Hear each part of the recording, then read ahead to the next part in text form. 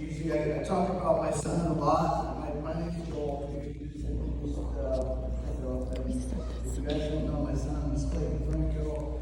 He was 19 years old, got in an accident September 20th, 21, up the hill, coming back from hunting. His buddy was driving.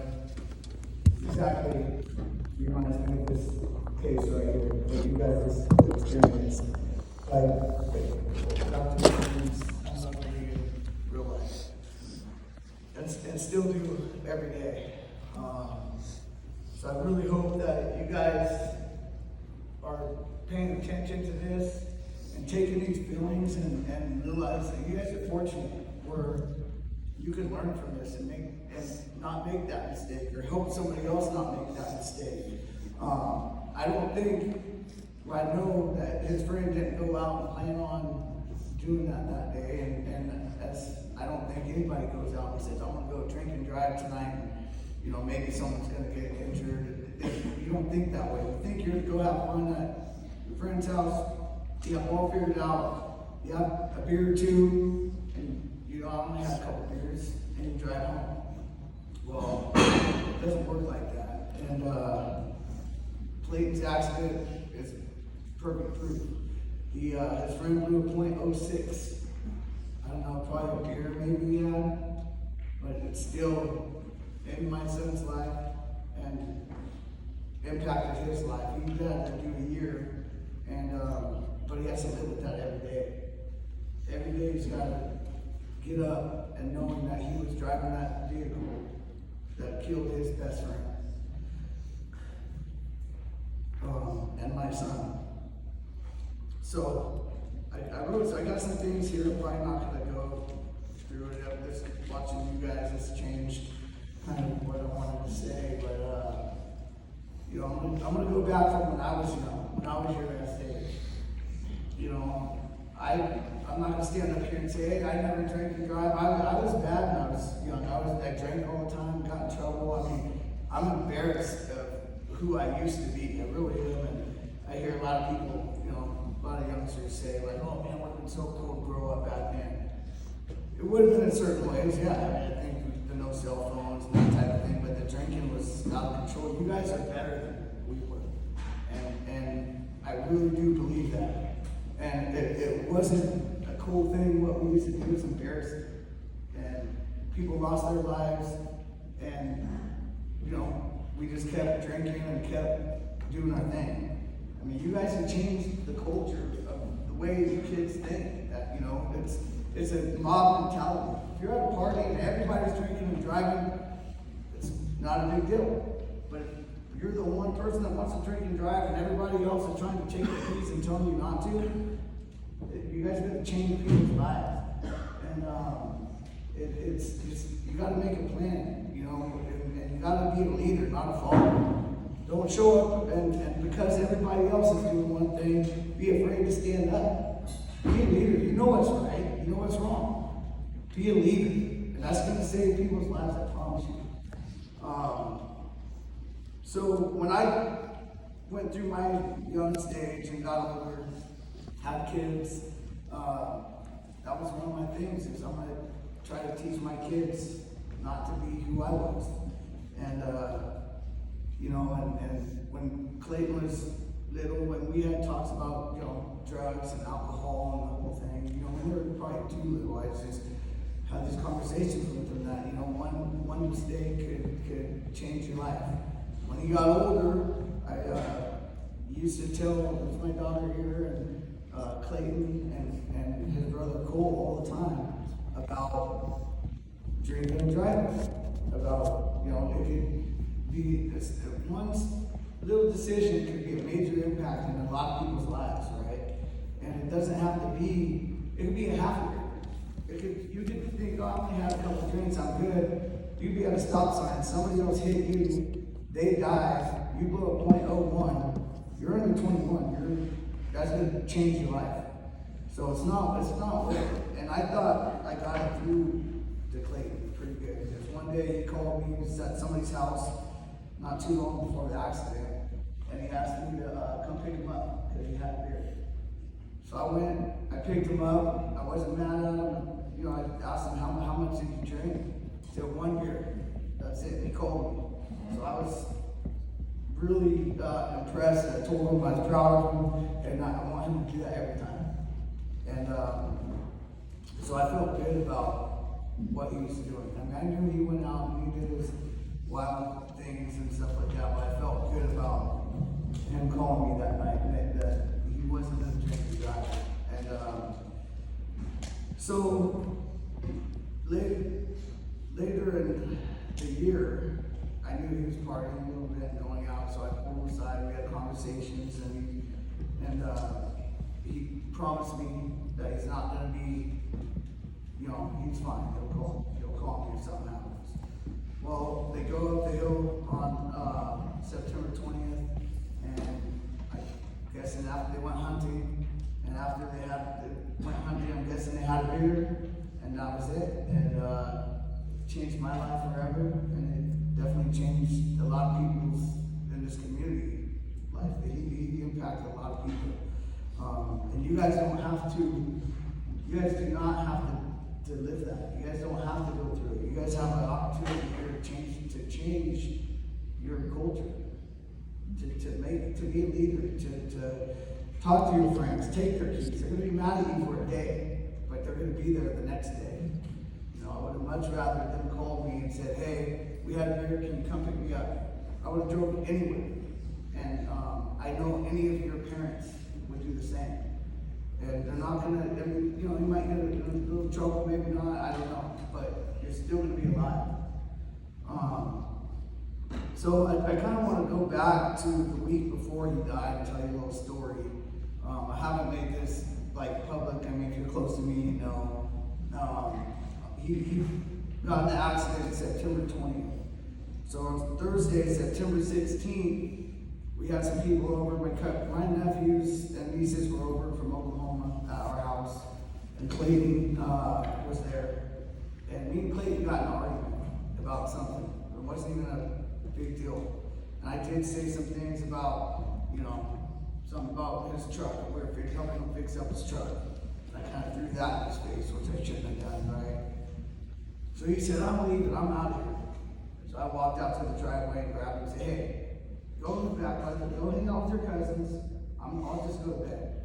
So I went to bed, not realizing that'd be the last time I ever talked to him, right? That was just an argument. We'll get over it and we'll be fine. Well, he was a 19-year-old stubborn kid, so I'm moving out, and he told me that day, all this stuff.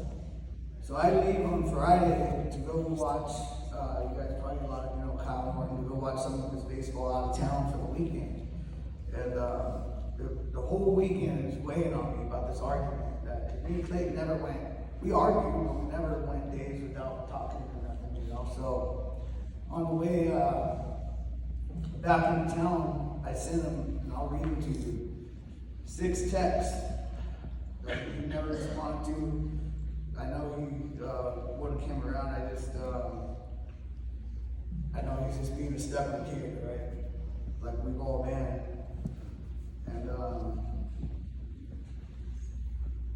And my wife at the time was going through some heart issues, so she was stressed. So I was trying to get him just to, come back home. Let's be, we'll be good. Help your mom out. She's stressed about heart and other things. Let's just work it out. So here, I want to read you the text.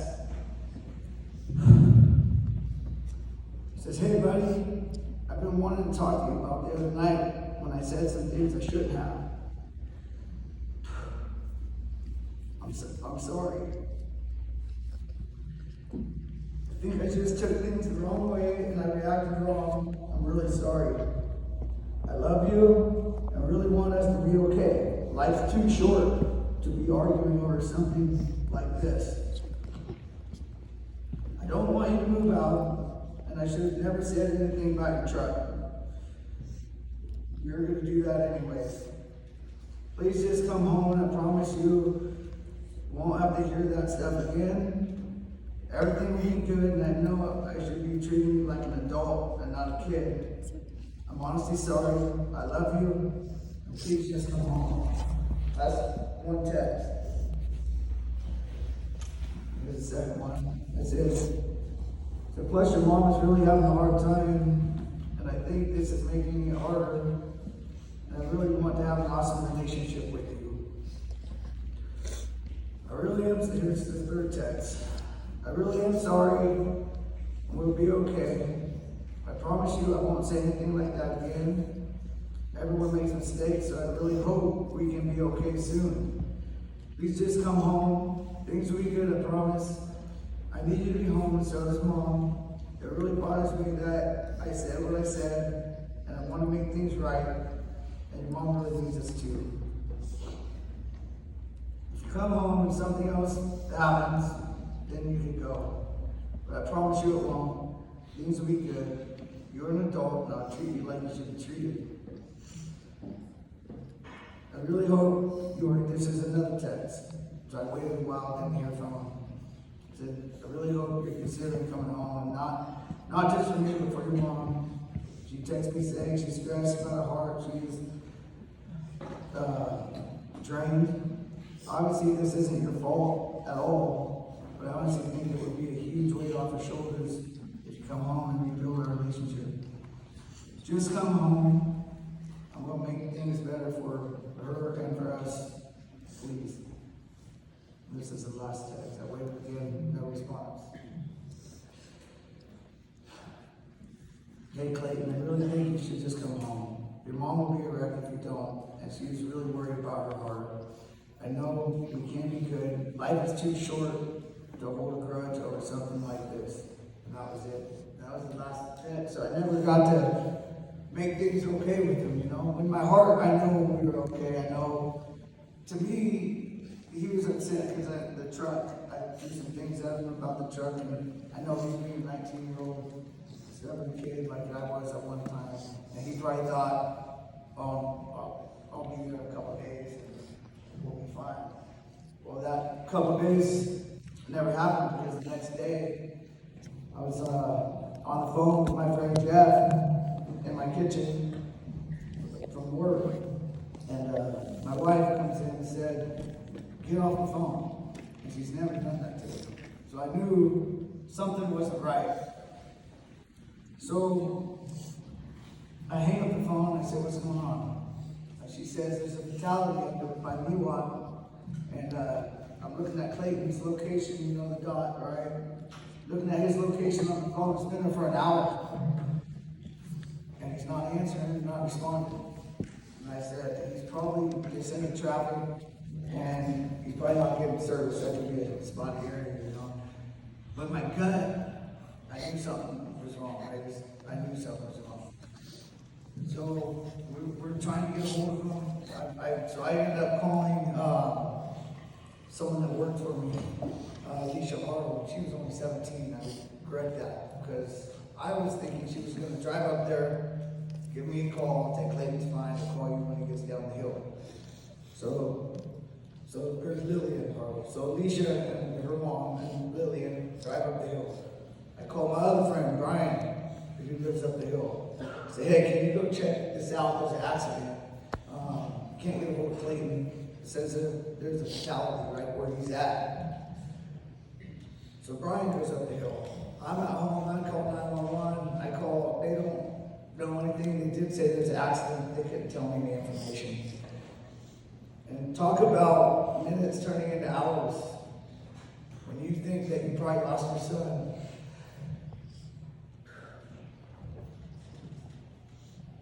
And you just don't know. You just have a hope that he's going to be okay. It was the longest, it's probably 30 minutes I've ever spent in my life. So I couldn't take waiting no more, so I decided I'm going to drive up there, see what's going on. So I hop in the truck and start heading up the hill. I get to I live off Camp Seco. I get to about Stanton Road, and right when I get to Stanton Road, my wife calls and says, Joel, turn around, come back home. That's all she said. And I knew I'd never get to see or talk to my son ever again. So I turned around, I'm a mess. I call my mom.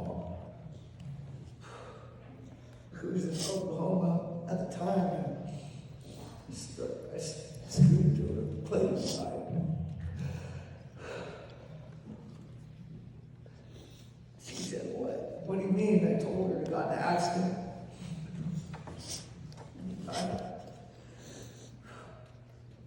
So she started getting her stuff ready to drive home.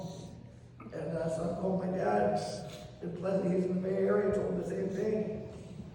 And he ended up saying, okay, I'm on my way. So they're coming up.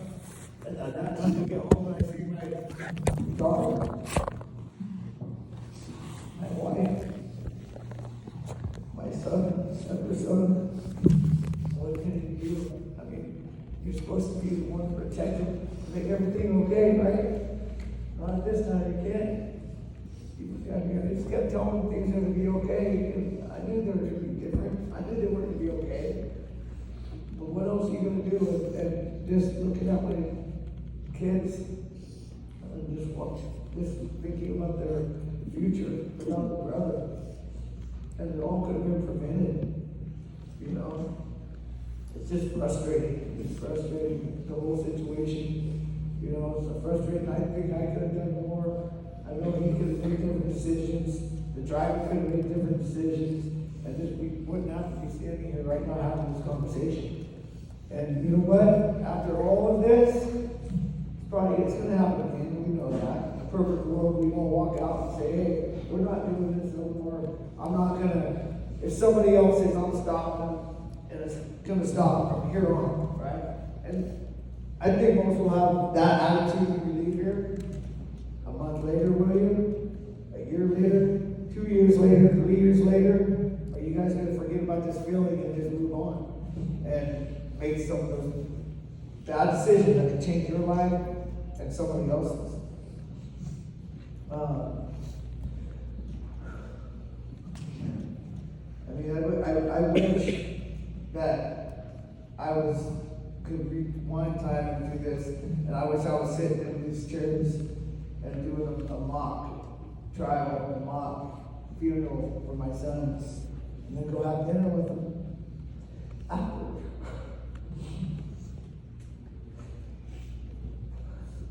I'll never have that experience again.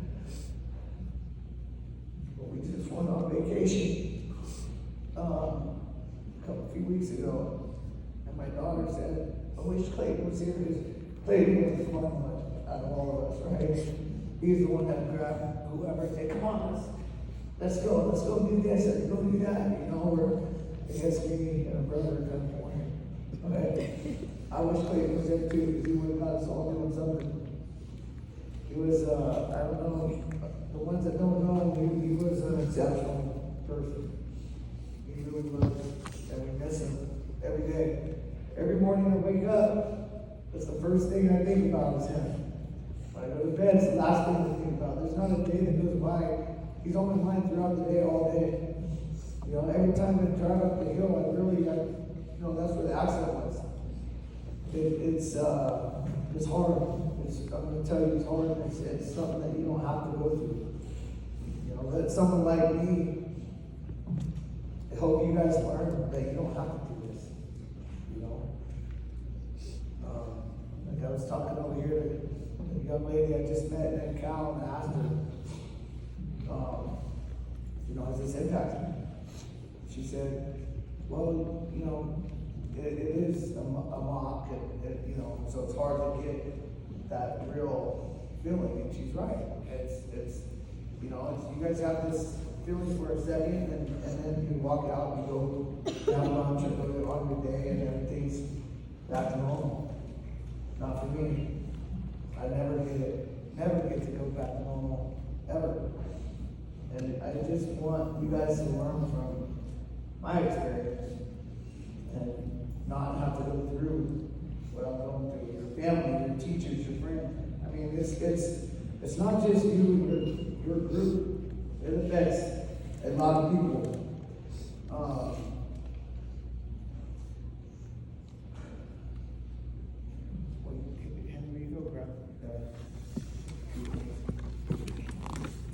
So one thing I want to do is ask all of you guys, all you kids up here, and adults, to make a hand. To me, a handshake is just like signing a contract, right? And I think a lot of people up here feel the same way. And we're not gonna be able to shake everyone's hands, but I want you guys all to give me your word right now that you will not drink and drive, and that you will do what you can to help somebody else not drink and drive if they're thinking that.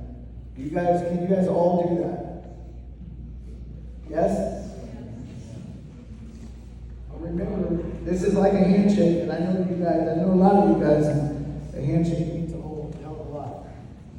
So this is my Clayton now. This is what is on my front porch, and the kids made this, and it's something that I walk by every day, and I even say some words to it. I know it might sound weird, but if you're in my situation, you probably do the same. It has a little Woody doll, because when he was a kid, that was one of his favorite characters. But it sucks. It just sucks to have to look at this. And this is what I got of my son, This is one of my memories I have of my son that I have to deal with every day. And this was our family. The reason I say was because obviously Clayton's missing.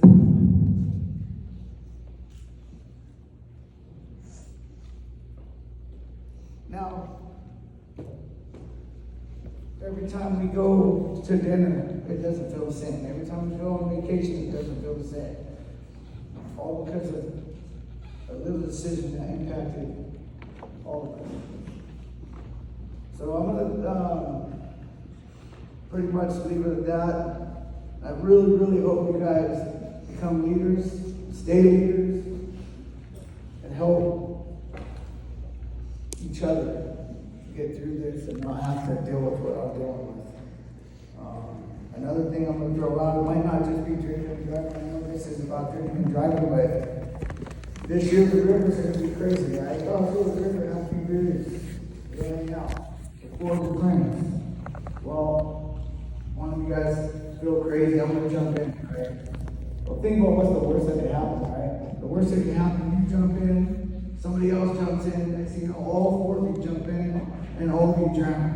And that's real. It can happen that fast. So just think about the decisions you make. Think about what's the worst that can happen, because the worst can't happen to you. I know that you think you might not be able to feel invincible when you're young. I was there. But the worst can't happen. It's happened to me. So I hope that you guys take this seriously. And hope to get to see you guys for the next 20 years. All right. Thank you guys.